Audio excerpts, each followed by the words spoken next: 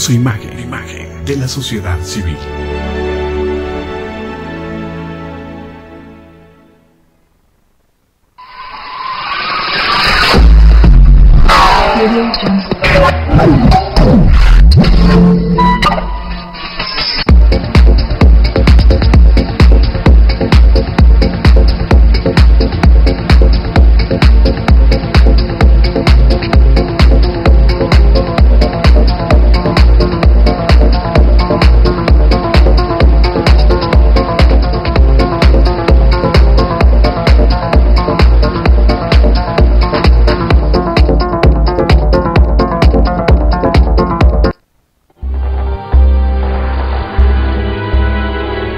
Canal Patrio, voz e imagen de la sociedad civil.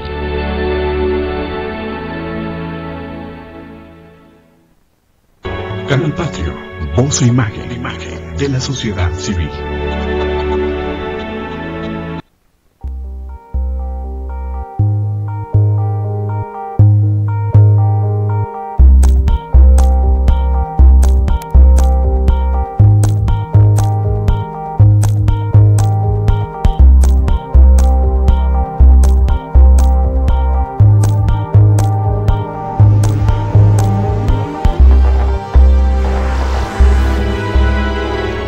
Canal Patrio, voz e imagen de la sociedad civil.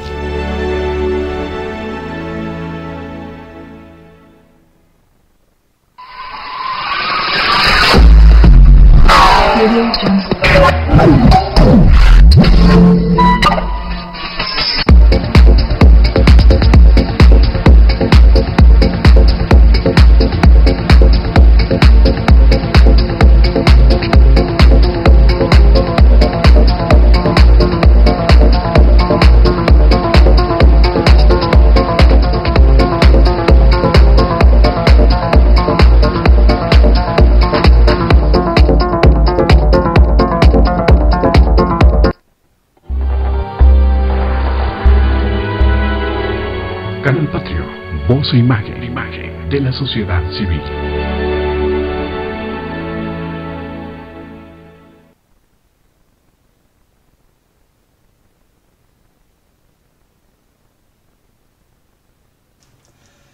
Muy buenos días, estamos nuevamente en su espacio de temas, lemas y dilemas. Agradecemos al Canal Patrio este momento que nos puede dar para entrar en contacto con la sociedad civil y plantear los temas de reflexión que temas, lemas y dilemas acostumbra a tocar. Lo saluda su amigo Oscar Leslie. ¿Cómo estás, David? Muy bien, Oscar, muy buenos días. ¿Qué tal, Oscar? ¿Qué tal, David? Buenos días. Buenos días. Bien, pues estaremos el día de hoy generando o transmitiendo un programa que nos parece sumamente importante por varias cuestiones. Vamos a abordar el tema del 75 aniversario de la nacionalización de la industria petrolera en México, que cabe destacar que fue la primer gran industria nacional. Sabemos que la minería pues es desde la colonia, pero propiamente no es una labor de carácter industrial, sino es en sí misma una labor que se define como la minería. Pero la industria como tal en nuestro país arranca precisamente con el petróleo. 75 años de su nacionalización y sobre todo se cruzan varias vertientes que debemos destacar.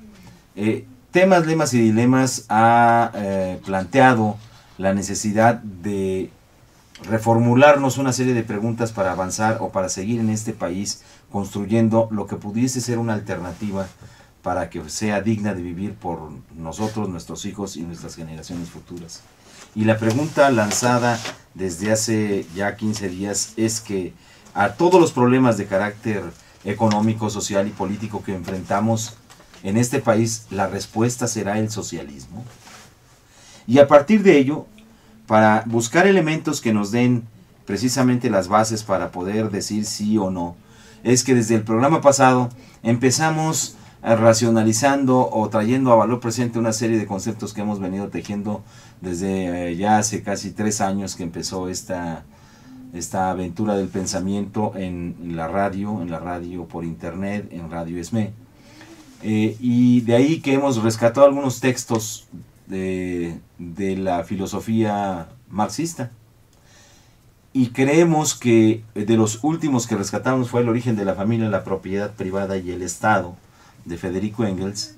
Y hoy se cruza esa vertiente con la definición de este 75 aniversario, la industria petrolera, la propiedad de la nación, lo que establece el artículo 27 constitucional en materia de petróleo, lo que significa el que esté ese artículo 27 no en una ley X, porque hay una ley del petróleo que fue emitida en el año de 1925, sino que emane del gran pacto social llamado Constitución Política de 1917, y que refleja ese gran pacto en términos sociales y políticos, precisamente el acuerdo que lograron tener todos los participantes en la Revolución Armada de 1910.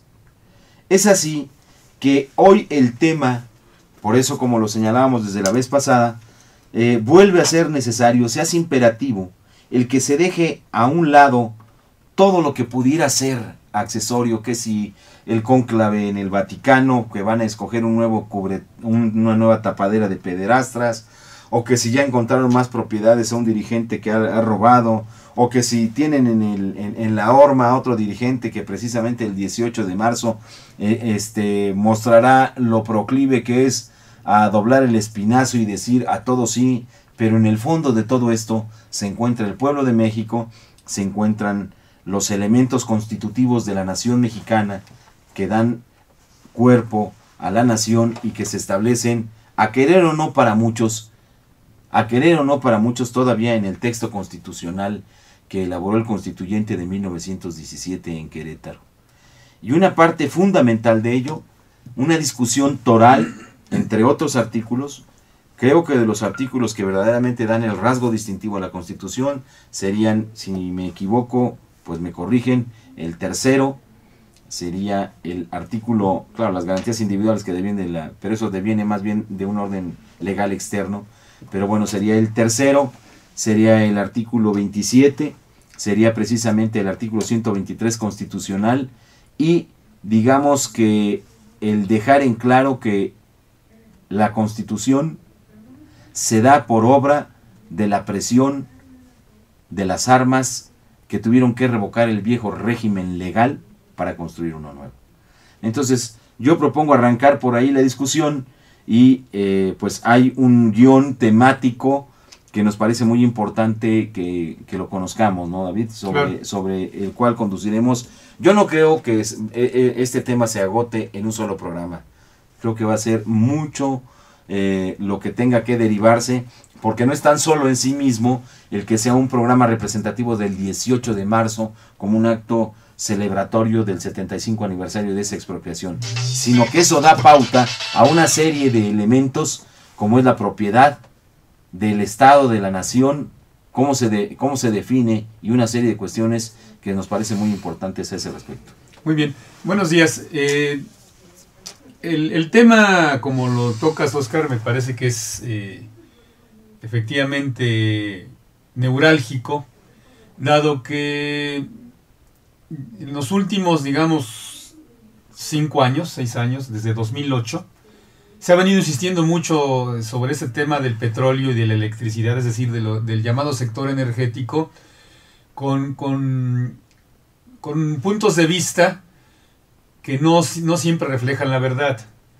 Ya recordarán que en el sexenio de Felipe Calderón se llevó a cabo una reforma a la ley reglamentaria en materia de petróleo, en donde se puede decir que se profundiza en la participación de los privados en esa materia,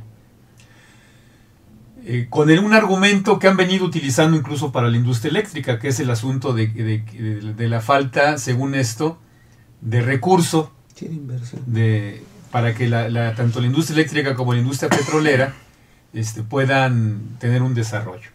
Ese argumento ha sido, la verdad, un argumento que no han podido demostrar ni los gobiernos, digamos, de Zedillo, cuando se pretendió reformar la Constitución en sus artículos 27, 28 y 25 para privatizar la industria eléctrica, después con Fox y ahora, Calderón, y ahora pues todo indica, ¿no?, que el gobierno del representante de los monopolios de las telecomunicaciones, es decir, el representante de Televisa, de TV Azteca y ahora seguramente también de Carlos Slim, me refiero a Enrique Peña Nieto, pues va a impulsar en septiembre una reforma energética. Yo quiero, Jorge y Oscar, y público que nos está haciendo el favor de escucharnos, poner en la mesa este asunto. Me parece que la reforma energética ya comenzó. Y lo digo en función de 3 razonamientos. Uno, el hecho de que en enero de este año la Suprema Corte de Justicia de la Nación haya desamparado al Sindicato Mexicano de Electricistas, es decir, negándole un derecho ya ganado en un largo juicio de 40 meses, diciéndole que no tiene acceso al patrón sustituto. Con esto, la Suprema Corte, por encargo seguramente de quien los pone ahí, del titular del Ejecutivo, busca desarticular a uno de los principales obstáculos para los fines privatizadores en materia de electricidad y petróleo. Por otro lado, me parece que empieza esa reforma energética también desde el momento en que salta a la luz algo que es inédito. Yo no sé, ahí me gustaría mucho hacer un pause, dice mi hijo, en términos de que, derivado del llamado Pacto por México, que resulta que, de acuerdo a lo que han dicho confesamente como los criminales, la gente del PRI, del PAN y del PRD, resulta que el Pacto por México está por arriba de la Constitución Político Mexicana. Hace unos días Enrique Jackson del PRI dice, y están las grabaciones en un programa televisivo, que no le voy a hacer propaganda, pero en donde dice que a propósito de haber quitado de su declaración de principios del PRI la prohibición para reformar en materia energética y en materia de alimentos y medicinas, que se le quitó al PRI un tabú, y que quitar de la declaración de principios del PRI estos principios corresponde a lo que se estableció en el Pacto por México. Entonces quiere decir que el artículo 133 de la Constitución Político Mexicana, que establece textualmente que la ley fundamental, la ley suprema en nuestra nación, el pacto social más importante del país es la Constitución Política Mexicana, estos señores del PRI, del PAN y del PRD lo pisotean y pasan por encima de él.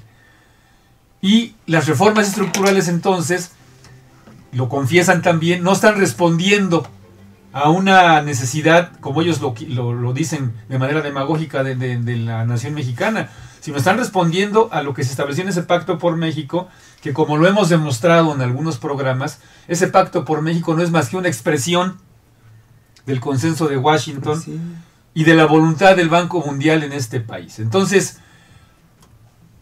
es una primera consideración, porque esto nos remite entonces a que tenemos por obligación, por necesidad política, para responder estas interrogantes, la necesidad de hacer un recuento histórico de cómo es que surge en nuestra Constitución Político Mexicana los conceptos de dominio directo de la nación de los hidrocarburos, del suelo y del subsuelo, después el control de los recursos naturales, después y además la propiedad originaria de la nación, que así se estableció en el texto original del 17, y posteriormente cómo se fue enriqueciendo, ¿no?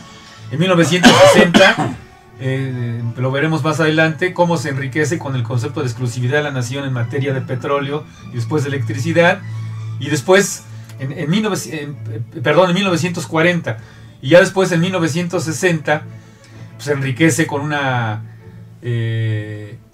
iniciativa de López Mateos, en donde se establece además que en materia petrolera no puede haber concesiones ni subsidiarias que se hayan entregado a los particulares. Entonces es una rica historia que no digo de un plumazo, sino que de manera ya cínica, de manera directa, abierta, sin tapujos, hoy todos los partidos, sin excepción, tanto el oficial como todos los partidos paleros, están ya como un objetivo tratar de llevar estas dos empresas que además que son el pilar de la economía de este país, entregarlas a manos extranjeras. Entonces yo empezaría con esa, digamos, con esa parte, Oscar, Jorge, pues para que a partir de ahí pues pudiéramos dar opiniones y arrancar sobre la rica historia que ha tenido desde 1917 el asunto del desarrollo de la industria petrolera en nuestro país.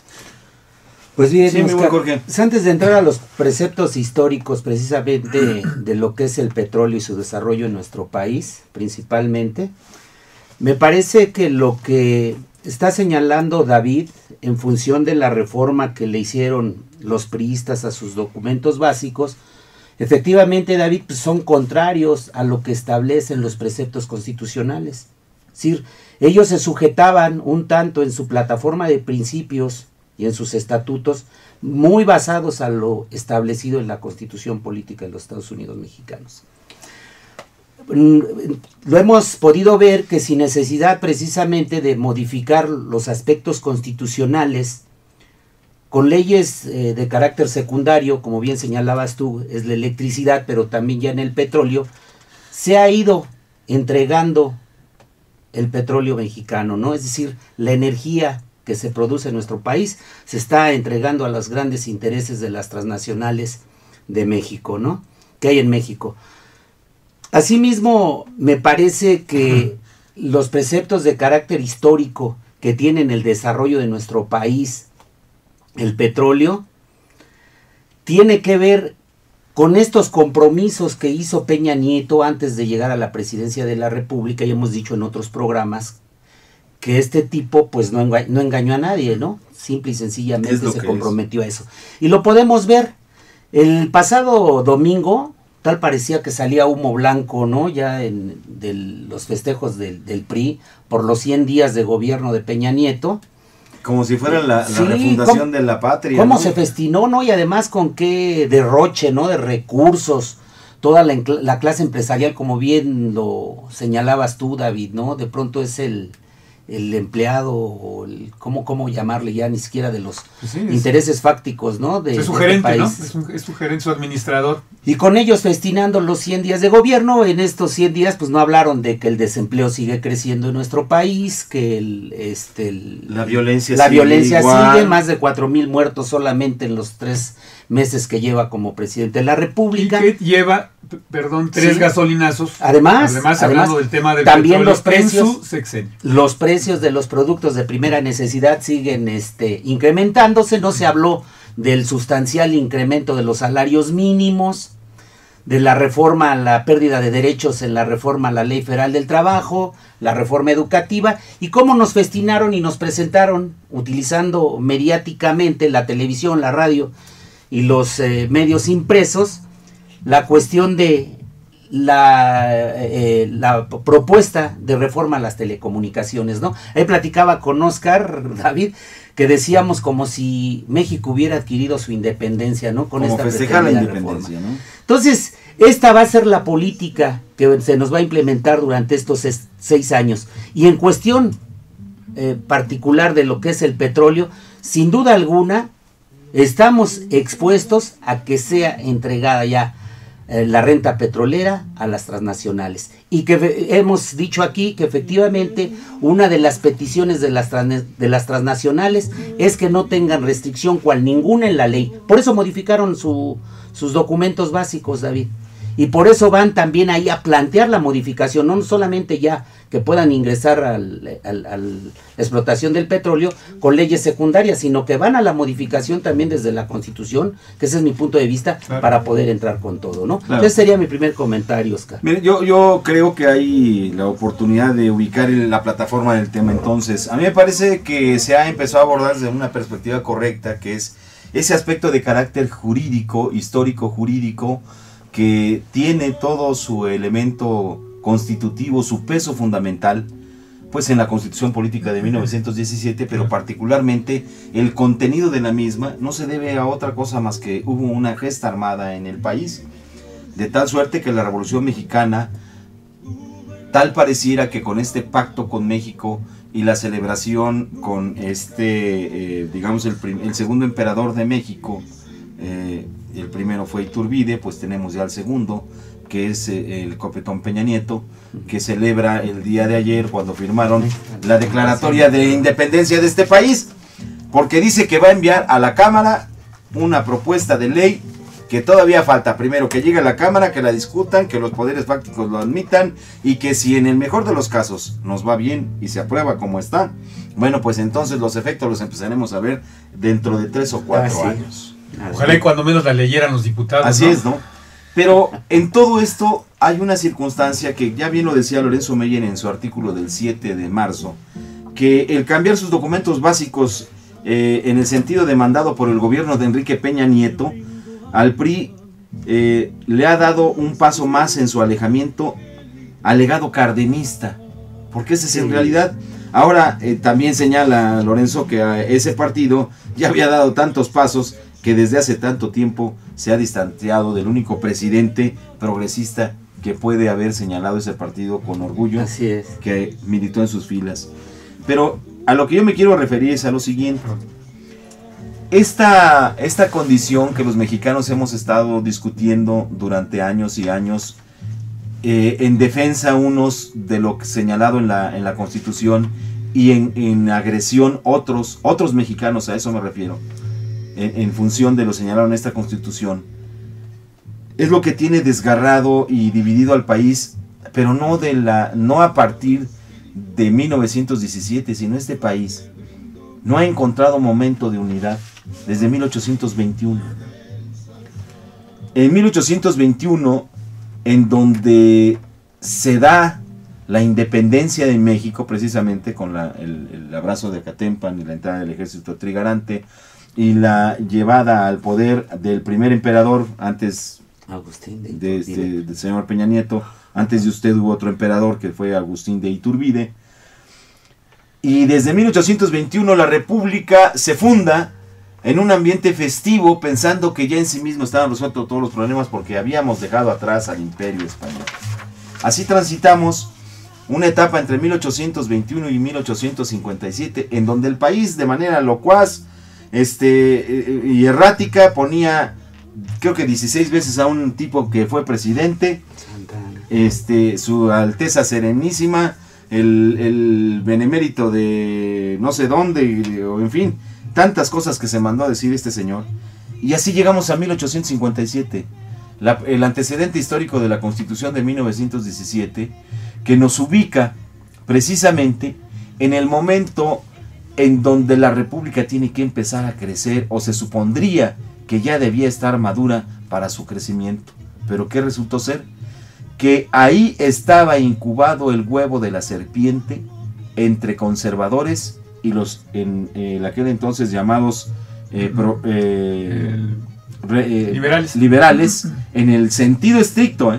Sí eran liberales correspondiendo al mismo sentido económico. Juárez era un liberal que pretendía que México debía seguir modelos de repúblicas exitosas. Y él decía, ahí tenemos a los Estados Unidos, hay que ir hacia ese modelo. Pero resulta ser que esa era la idea de los liberales, de Juárez, que más adelante Porfirio Díaz logra sintetizar y encaminar y hacerla una realidad durante todo su periodo de gestión. Pero también había otros más a la derecha.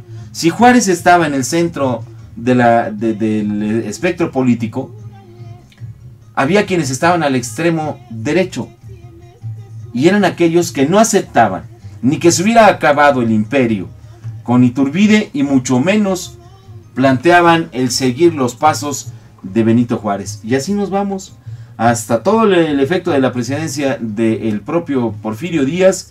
Y de dónde entonces tenemos nosotros hoy como mexicanos esa vocación, o hay mexicanos que tenemos la vocación y el sentimiento de la nación, o el espíritu nacionalista de la mexicanidad, y que lo patentamos en la Constitución Política de los Estados Unidos Mexicanos de 1917. Pues primero porque reconocemos que la revolución de 1910 que actuó con violencia fue precisamente para reformar una serie de cuestiones que se habían perdido en el orden jurídico, y que de ahí deviene ese orgullo de la mexicanidad en el sentido de tener nuestra conciencia jurídica, y esta surge ya realmente después de la revolución de 1910. Es cuando plenamente los mexicanos nos identificamos como mexicanos en nuestro territorio, por tener el territorio, nos identificamos como mexicanos porque somos capaces de entender que el territorio y todos los que estamos dentro de él somos mexicanos y que tenemos cosas en común, y que ese territorio es de todos, y que si bien es cierto había antecedentes entre 1821 y 1857 de que esta nación fue colonizada por españoles, trajeron la religión, trajeron el idioma, trajeron el conjunto de normas y principios legales que hoy hacemos patente, pero también reconocimos en 1910 que había usos y costumbres de los mexicanos que contribuyeron a la formación de un Estado de Derecho mexicano, con esa característica de mexicanos, con sus orígenes en cada uno de los pueblos. ¿Por qué nos referimos a esto? Precisamente porque desde 1910 lo que dejó en claro la Revolución Mexicana es precisamente que había alcanzado una madurez el pueblo de México para darse una constitución política, un instrumento legal que permitiera corregir los desajustes que habían tenido o a la cual había sido sujeta la Constitución de 1857.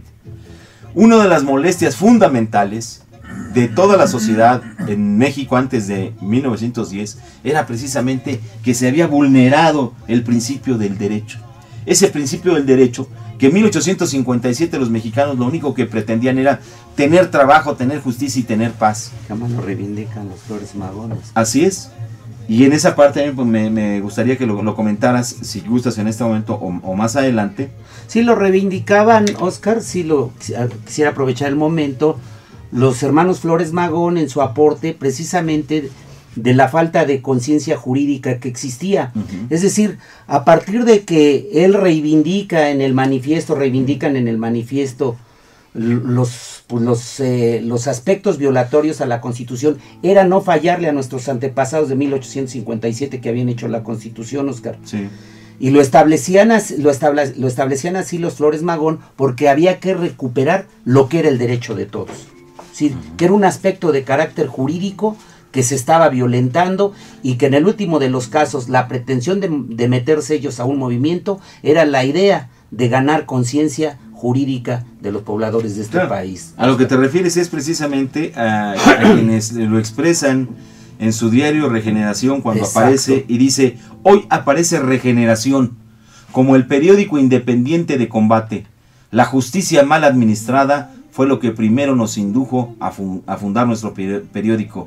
Y adelante añade: lo que más pudo habernos lastimado en nuestro entusiasmo ha sido esa odiosa forma de la cobardía política, el indiferentismo, un producto de la época de opresión. Pero mientras aliente en nosotros un soplo de las ideas liberales, lucharemos sin descanso hasta el logro de nuestros ideales, pensando siempre que estos mismos ideales fueron los de nuestros padres del 57. Que es muy actual además. Y hoy, precisamente, con lo que señala David, así nos vemos. Queremos honrar a nuestros padres del 17, claro, porque ellos reconocieron la identidad de la nación mexicana y de sus propiedades y las plasmaron en ese artículo 27 constitucional al cual hace referencia David, y que no tiene otra misión más que recordarnos a todos que no somos más que depositarios transitorios de un bien que ha sido dado a este país, y que ese bien ha quedado plenamente definido, establecido y debe ser garantizado para todos los mexicanos de todas las generaciones presentes y por venir, para que no sigan presionando a aquellos mexicanos que, como desde el siglo XIX y del siglo XVIII, unos pretendían continuar un imperio con Iturbide, como ahora lo pretenden llevar con Enrique Peña Nieto, y otros querían precisamente la fundación de una república que le diera paso a todos los elementos constitutivos de esta, el reconocimiento de todas las clases como mexicanos o como ciudadanos de este país. Entonces, si partimos entonces de que esa es nuestra conciencia jurídica y que por eso no somos ni mexicanos en el atraso, ni que no entendamos la modernización de un país y que no estemos al pendiente de que los cambios tecnológicos en una industria como la industria petrolera han cambiado, se han venido modificando, porque todas esas son patrañas. Esto que acabo de señalar brevemente, ustedes les invito a que lo vean en nuestro blog. Hay un apartado en donde van a ver 4 videos hechos por el adulterador de la historia en México, que es Enrique Krause. Ustedes van a ver... El historiador de Televisa, ¿no? Ese historiador de Televisa con 4 videos magníficos, muy bien elaborados, muy bonitos, con una voz melodiosa que nos pretende convencer de que, hombre, muchachos, todo cambia en esta vida, como diría la canción.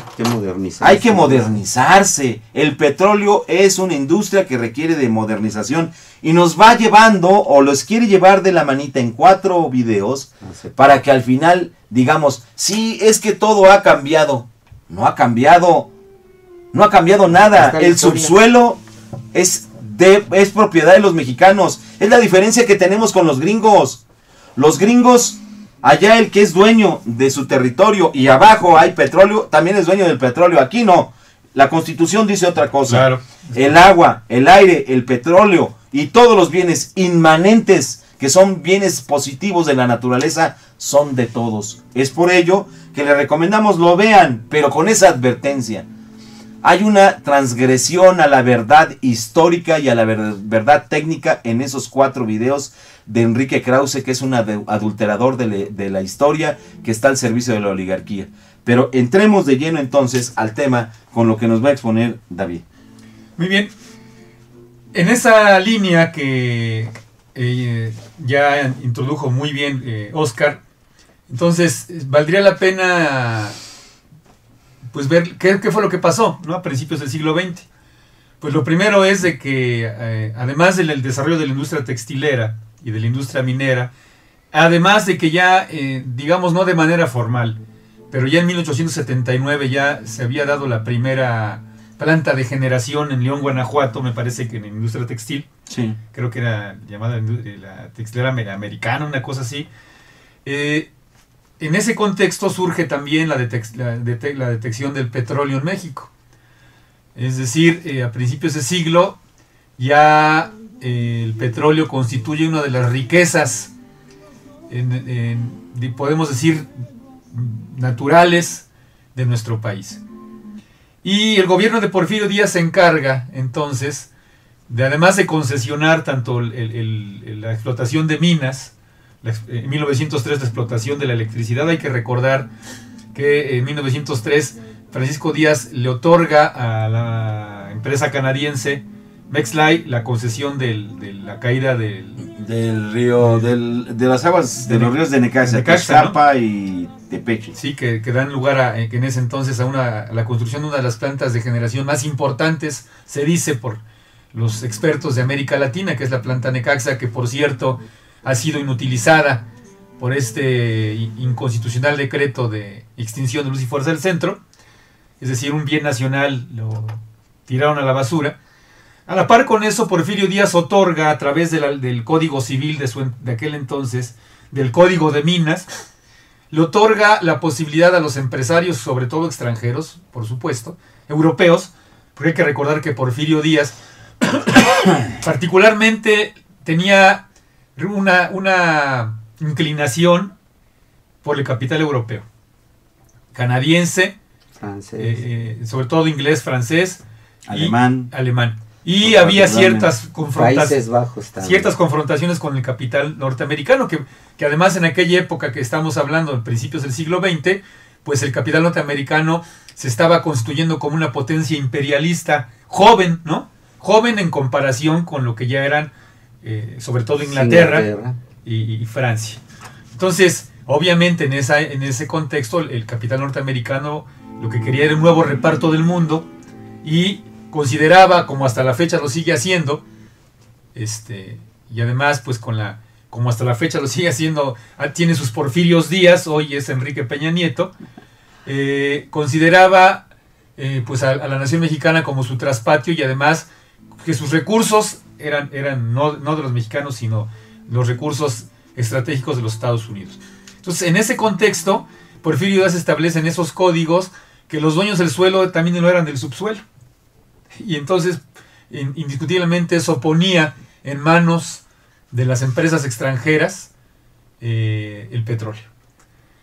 Precisamente por ello, el constituyente de 1917, no Venustiano Carranza, porque a mí me gusta mucho insistir en este tema porque es otra de las falsificaciones de Enrique Krauze y otros, ¿no?, que establecen que esa constitución, en sus artículos más importantes, son obra y gracia de Venustiano Carranza. Es otra falsificación que se puede checar. Ahí fíjate, David, que es importante, y vamos a abrir un espacio solo para dejar apuntado que este va a ser el tema, específicamente, de un programa, porque hay necesidad de darle claridad a ese periodo en donde tanto los que propugnaban una convención, que eran los convencionalistas, la Convención de Aguascalientes, y los constitucionalistas, es decir, aquellos que deberían de la idea formal de Venustiano Carranza de darle legalidad o continuidad a la Revolución Mexicana, pero ahora ya por la vía de las instituciones. Y por el otro lado, digamos, los jefes revolucionarios y los caudillos que tenían o se habían hecho su idea de cómo la revolución tenía que transformar al país y dejarla plasmada en leyes. Yo lo dejo apuntado hasta allí, porque hay un periodo en donde sí se mezclan las ideas y los historiadores sí han rescatado una parte y la han dejado única y exclusivamente en manos de Carranza como el único impulsor de ese pensamiento constitucionalista. No, fueron muchos y muy variados, e incluso que después en una lucha tan intensa, digamos, como estar peleando frente a una cámara y de pronto tú estás a mi lado derecho, pero en ese combate empezamos a movernos y yo quedo al lado derecho y tú al lado izquierdo. Y eso resulta ser lo que en ocasiones le pasó a Carranza y a quienes se establecieron en esa lucha, como fue Obregón, como fueron tantos y tantos. Vergonzosamente, además. Pero que es importante que rescatemos esto porque da mucha claridad para entender lo que pasa. Pero además, Oscar, yo quisiera agregar en este comentario que está haciendo, si me permites, David, en función de cuáles fueron las presiones del imperialismo norteamericano desde entonces. Ese es un papel, un factor decisivo, ¿no? ¿Y cuál es el papel que juega en ese momento precisamente quien fue el presidente denominado constitucionalista? ¿Cuáles fueron las presiones? A mí me parece que hay que ir al análisis y, como tú bien lo acabas de señalar, procuremos hacer un programa que vea todas esas vertientes, porque entonces fue descalificada la propia Constitución, David, por el clero, por los norteamericanos, y entonces eso había que... Incluso hubo amenaza de invasión, ¿no? Exactamente, sí. No, incluso se llegaron a plantar en Veracruz. Entonces había que ir a un análisis más profundo, ¿no? Claro, de esto que está señalando, y como dice Oscar, pues bien que mal podríamos hacer un programa. Y por el otro lado, David, en función de cuando gana Madero, ya en el pleno proceso revolucionario, uno de los problemas que se vive con los Estados Unidos es precisamente, y no con Estados Unidos, tú bien decías, los ingleses, los Países Bajos, que ya tenían inversión en el petróleo en nuestro país, estaban aprovechando la riqueza de nuestro país petrolera. Ellos se ponen en contra, precisamente cuando Francisco I. Madero, hay que revisar también esa parte de la historia, les cobra un impuesto, y que esto provoca la presión de los norteamericanos y provoca lo de la decena trágica. Hay quien dice que eso motivó eso que dices, ese impuesto que cobra Madero al capital, particularmente a los norteamericanos, motivó su asesinato. Es decir, que la instrucción que da la Casa Blanca al embajador Wilson, sí, que es el embajador norteamericano en ese momento en México, era quítenlo del medio, ¿no? Porque constituía, desde esa óptica, una agresión a un recurso que ya ellos se lo habían apropiado por esa famosa ley de minas, que en donde, como eran dueños de grandes extensiones de tierra los norteamericanos y los europeos, entonces también eran dueños, por lo tanto, del petróleo. Pero que además siempre cuentan con sus aliados, ¿no? Los norteamericanos cuentan con sus aliados traidores, ¿no? Como es el caso precisamente de Victoriano Huerta, de Félix Díaz, de Bernardo Reyes, de lo que conocemos sobre la escena trágica,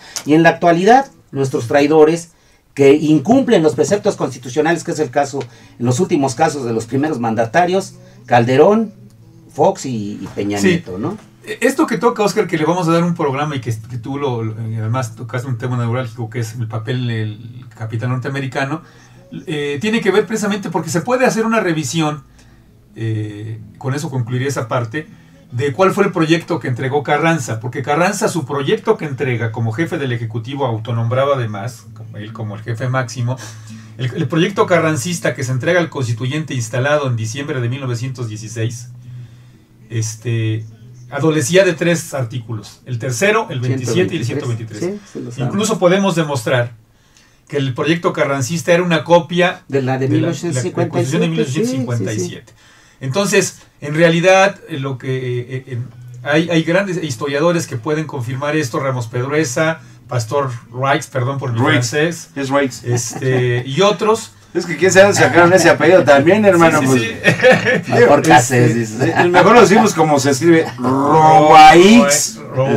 Así es. Y otros establecen que quienes encabezan esa lucha, y además me remito a un autor de un foro que hubo en la Cámara de Diputados en 2008, el doctor en Derecho Raúl Jiménez Vázquez, un libro que además recomiendo, que se llama Exclusividad de la Nación en materia de petróleo, que es una antología de varios autores, establece que quienes son los autores intelectuales de este artículo 27, tercero y 123, es particularmente la llamada ala radical, o la ala jacobina, haciendo un paralelismo con lo que fueron los diputados legisladores franceses en la Revolución de 1789, es Francisco J. Mújica, un general de Michoacán también, probado a toda costa, muy cercano a Cárdenas. Error de Cárdenas no haberlo, pues porque como se hacía en el PRI, el dedazo en lugar de ir a Manuel Ávila Camacho hubiera sido a Mújica y este país fuera otro, claro. Porque lo mismo puede decir la derecha. Este país fue otro gracias a que Miguel de la Madrid no apuntó el dedo a Bartlett, sino a Carlos Salinas, y ahí está ahí cambió. Diría Cantinflas, ahí estuvo el detalle. Ahí estuvo el detalle. Entonces, esa ala radical plantea en el artículo 27 dos aspectos que me parece que son importantes señalar, porque aquí hay algo que más adelante sirve como pretexto a los norteamericanos para establecer un tratado, que en realidad fue un acuerdo, una cuestión de reclamación, lo que se conoce en la historia como los tratados de Bucareli, señalándose que la Constitución mexicana, particularmente el artículo 27, decían ellos, los norteamericanos, era un artículo socialista. Se decía que era la Rusia, ya nos eran los bolcheviques, americanos. Sí. ¿Qué tan cierto es eso? Desde mi óptica me parece que es central aclararlo. El artículo 27 tiene, en primer lugar, un reconocimiento a la propiedad privada. Si lo leemos desde su texto original, así está bien. Tiene un reconocimiento a la propiedad privada. Lo que pasa que, además de ese reconocimiento, lo hace también, por presión de los radicales, del ala radical del constituyente, también hace un reconocimiento a la llamada propiedad, no se considera como propiedad pública, pero a lo que llamaban ellos pues la propiedad originaria de la nación, y que en dado caso fueron los principios que se establecieron. En el 17, en relación a petróleo, se establece eso, ¿no?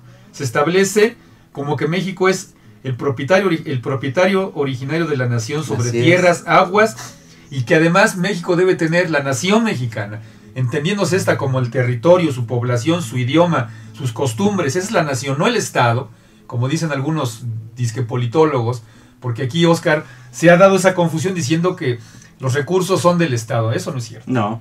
Los recursos naturales y todo lo que acabamos de decir que establece este artículo son propiedad de la nación. Es el ente constitutivo, o si pudiéramos proponerlo en lo geográfico, la entidad geográfica que hace que nos llamemos mexicanos, que nos identifiquemos como tales, que admitamos un gobierno común para todos, sus leyes, sus costumbres, es el territorio nacional. Es correcto. De ahí dimana todo lo demás. Y ahí es en donde yo cruzo. Hay que darle una lectura muy, muy, muy bien dada a lo que escribió Federico Engels en El origen de la familia, la propiedad privada y el Estado. Porque antes de que llegara España, la religión, en estas tierras, como en todas las tierras del mundo, hubo tribus, hubo clanes, y en ellos se desarrolló una vida propia que fue constitutiva al final de darse una identidad cuando se reconocieron, producto de esas cuestiones que se explican en ese libro, es decir, los apareamientos, la gen, pues, así de sencillo, la gen mexicana se da por la vía de los hechos biológicos que los lleva más adelante a hacerlos de carácter geográfico, pero finalmente la misma gen, y al final de ese desarrollo histórico de este país como del mundo, es la gen de los mexicanos, y esa la da el territorio. Claro, eso sí. Que después esos humanos se dieron con el concurso de españoles habitantes originarios, la idea de darse un principio constitutivo del derecho.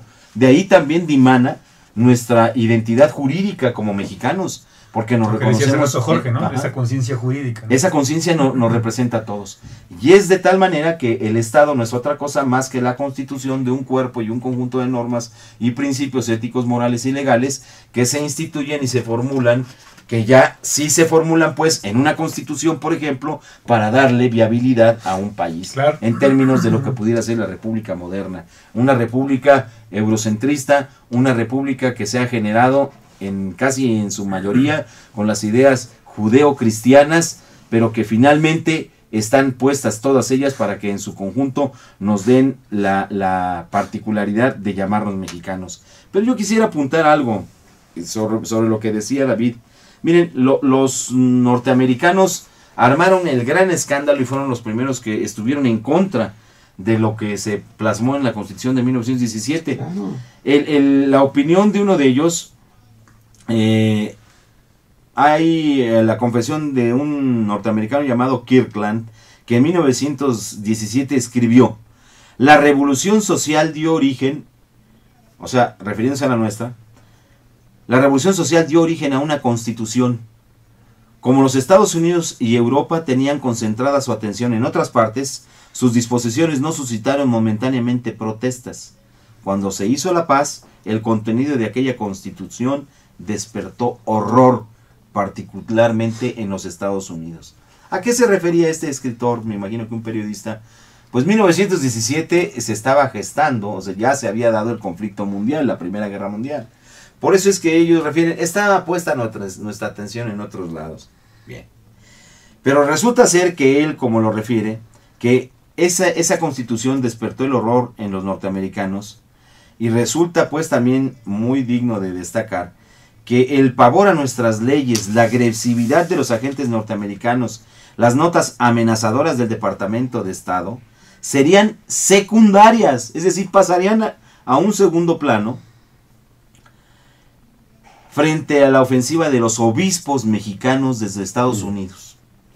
19 días después de promulgada la Constitución, el arzobispo de México desde Estados Unidos, José Mora y del Río, y los obispos de Michoacán, Durango, Sinaloa, Tulancingo, Campeche, Chiapas, Yucatán, Tamaulipas, Aguascalientes, Saltillo, Querétaro y Sonora, manifestaban su protesta ante los pueblos civilizados de la tierra por la fracción cuarta del artículo 130, o sea, estaban en contra de esa fracción cuarta, el artículo tercero, el artículo 31 y la fracción segunda del artículo 27. Su protesta dio lugar a una exhortación al clero para que ordenara no acatar las leyes constitucionales y a una carta colectiva de los vicarios para que pidieran la libertad de enseñanza primaria, secundaria y profesional sin que el Estado tenga más injerencia en la instrucción no impartida por él, en que la de comprobar la suficiencia de los profesionistas de la profesión de que se trate y que ejerzan el trabajo al que se destine. B. Completa libertad de asociación para cualquier fin religioso. C. Capacidad legal de las asociaciones religiosas para poseer en propiedad y administrar sus templos y además edificios y bienes como cualquier otra asociación que tenga personalidad jurídica. D. Que no se limiten los derechos civiles ni políticos de nadie a causa de la religión que profesa. Que los sacerdotes gocen de todos los derechos civiles y políticos que tengan los demás ciudadanos. que ni el Congreso de la Unión ni las legislaturas de los estados tengan la facultad de dictar leyes relativas a los asuntos religiosos. La protesta de los prelados mexicanos fue aprobada ni más ni menos por un papa, por Benedicto XV, el antecesor en nombre de este. El arzobispo de Baltimore, de haber sido también pederasta, James Gibbons, empleó el mismo lenguaje y Dahoney, el empresario petrolero, al afirmar: el gobierno actual de México debe su existencia a los Estados Unidos. Sin el apoyo moral de los Estados Unidos, esta tiránica farsa de gobierno libre no existiría. Si no fuera porque los mexicanos están aplastados por el tacón de una minoría armada y desenfrenada, no habría sido posible darle la apariencia de ley a un documento tan repugnante a los sentimientos más sagrados del pueblo mexicano y a los de todo el mundo civilizado que tiene libertad y justicia. Muy bien entendemos cuán graves son las responsabilidades que pesan sobre nuestro gobierno, hablando del norteamericano, y de buena gana quisiéramos no hacerlas mayores. Pero por cuanto a las condiciones que prevalecen en la república vecina, hieren las más elementales nociones de justicia, y por cuanto debemos creer que estas condiciones provienen en gran parte de la política de nuestra administración nacional, nos sentimos en conciencia obligados a formar la presente propuesta. Y por ahí se va. Entonces, ¿por qué quiero leer esto? Nosotros nos hemos referido en nuestro blog, y estamos ya en la recta final de este programa, de que hay un grupo de mexicanos que están empeñados de entregar los bienes nacionales al capital extranjero. Los traidores. Y alguien no la puede creer. Pero vean estos mismos, estos que desde 1917 se sintieron heridos y ofendidos, que es el clero. Allí está Onésimo Cepeda. Allí está el cardenal, o bueno, Norberto Rivera. Y por qué hablarles por las jerarquías que francamente son una vergüenza para los propios católicos, ¿no? Son una vergüenza para los propios católicos. Yo no creo que la grey católica, como ellos le denominan, que yo le llamaría a los mexicanos que creen o profesan esa fe, si están de acuerdo en que sus hijas y sus esposas besen la mano de ese mismo que violó, maltrató, injurió y manoseó a un niño. ¿Están de acuerdo en eso? ¿Esa es su moral? ¿Estarían de acuerdo en dejar a sus hijos para que los eduque un pederasta? Es como la pregunta que ofendió al alcohólico de Felipe Calderón. ¿Usted dejaría manejar a un borracho drogadicto su coche? No, ¿verdad? Bueno, pues en este país, la derecha mexicana, el clero mexicano, los empresarios mexicanos, que todos son católicos y profesan esa misma fe, y que al igual que el embajador de aquellos años de Estados Unidos era empresario, y los empresarios actuales están de acuerdo en que la derecha sea quien maneje este país. Y la derecha, ya sea bien sea institucionalizada en el PAN, que ya perdió el bolillo todo cualquier recurso para poder seguir en el poder, y ahora reciclan al PRI. Y este nuevo emperador llamado Enrique Peña Nieto, que ha dedicado sus primeros 100 días, que se los cuentan como si fuera mujer parturienta, a la cual había que llevarle los días para saber si ya puede darle de amamantar al niño, o si los calostros todavía le hacen daño al chamaco. Pero finalmente, así está la nación. La derecha se ha encumbrado hasta tal punto de llevar a la confusión plena de todos los antecedentes históricos que han hecho a esta nación.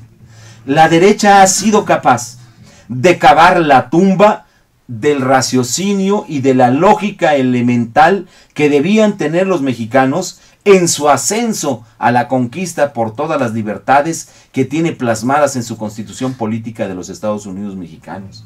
La libertad de educarse de una manera libre, es decir, si ellos son católicos, adelante, si hay mormones, si hay bautistas, si hay musulmanes, si son mexicanos, no pierde nadie con la educación laica y gratuita. Si los mexicanos quieren abdicar o renunciar a la libertad que tienen todos los mexicanos de transitar por este país libremente, y además de que el territorio nacional esté constituido no tan solo por donde ponemos nuestros pies, sino también en lo que respiramos en el aire, las frecuencias de radio, el subsuelo, los mares, el mar que está más allá de nuestras fronteras. Si hay algunos mexicanos que quieren perder este derecho, ya creo saber quiénes son.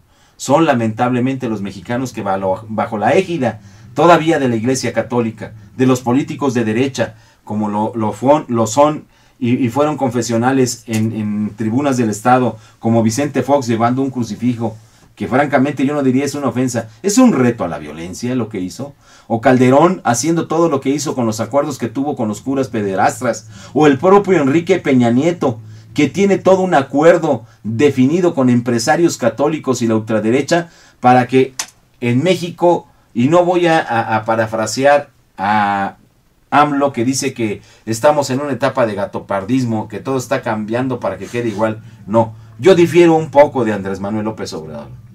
En este momento están transformando verdaderamente el rostro del país para que todo cambie, pero en contra de los ciudadanos mexicanos, ¿no? Yo creo que esa es la parte que yo tendría que reivindicar para poder seguir en la égida de tener establecido que los bienes de la nación van más allá de lo que pudieran entenderse como monumentos o como piedras. No, los bienes de la nación es el aire, el suelo y el subsuelo. Así es, y desde esa época se daban así.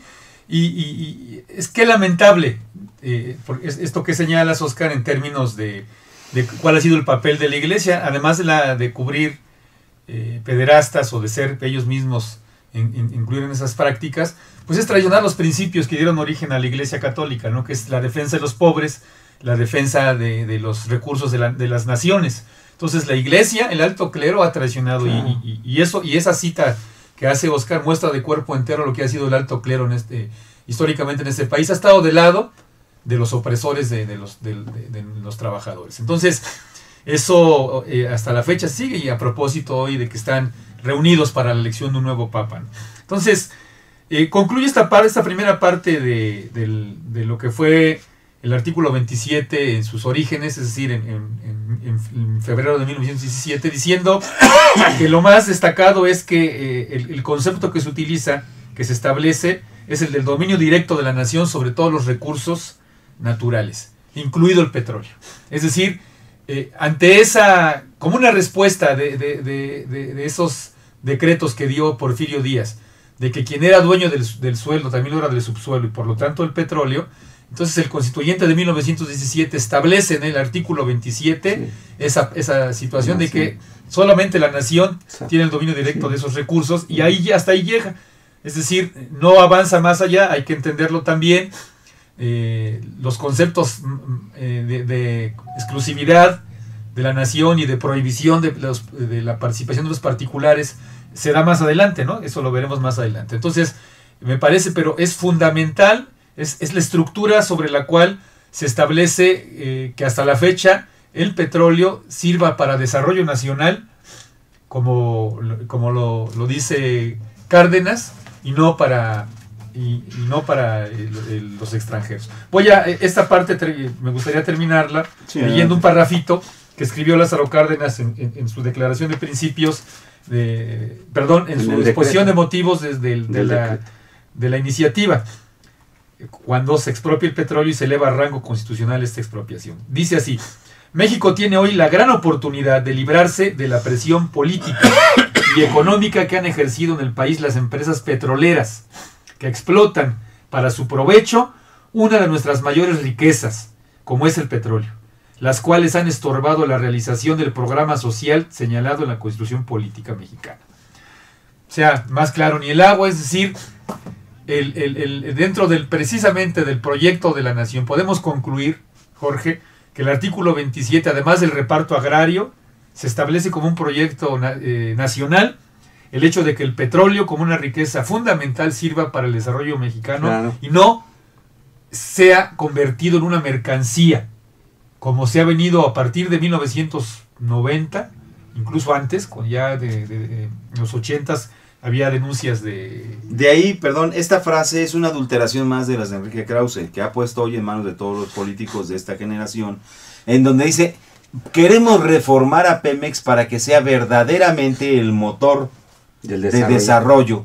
Y ese motor de desarrollo ha sido calificado así desde que se le dio esa interpretación, y claro, se plasmó en 1917 en la Constitución.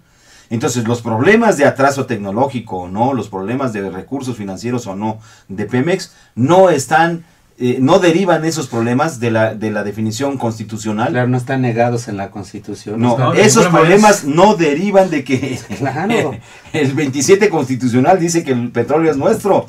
ni tampoco el hecho de haber señalado que el petróleo debe ser el motor de desarrollo, no lo dice el artículo 27 constitucional, por ejemplo.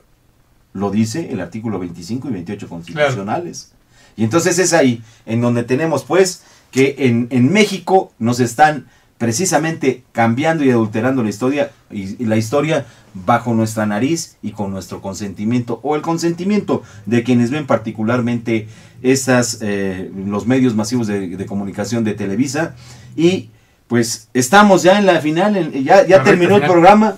Como decíamos al principio, creo que no alcanzamos a comentar ni el 1% de lo que tenemos. Hay que seguirle, ¿no? Habrá que seguir en el siguiente programa porque se atraviesa en esta evolución histórica algo importantísimo, que es como una respuesta a la Constitución Política Mexicana del 17 años después, además de las invasiones, de las amenazas de invasión militar, se atraviesa el pacto por México de aquellos años, ¿no? Sí, claro. Los tratados de Bucareli. Me parece importantísimo que pudiéramos tocar. Adelante ese tema. En mi última opinión, Oscar, la posición en este caso de este programa, o yo al menos en lo personal lo digo, pero creo que coincidimos, el aspecto de oponernos a que se entreguen pues los bienes de la nación, como es el caso de la energía, el petróleo, la industria eléctrica, tiene que ver con lo que leías hace un rato, Oscar, con la conciencia jurídica. Que solo nuestras posiciones son aspectos que están establecidos en lo jurídico y está en nosotros defenderlo o no. Y esa la marcha, por cierto, ¿no? De que está convocada para el próximo 18 de marzo. ¿No? Claro que sí. Pues nos despedimos de ustedes, sus amigos de Temas, Lemas y Dilemas, invitándoles como siempre, buena parte o toda la información que ustedes han escuchado aquí, y mucha más que se quedó reservada, están en nuestro blog Temas, Lemas y Dilemas. Ahí la pueden encontrar ustedes. Muchas gracias. Nos despedimos y hasta la próxima. Gracias.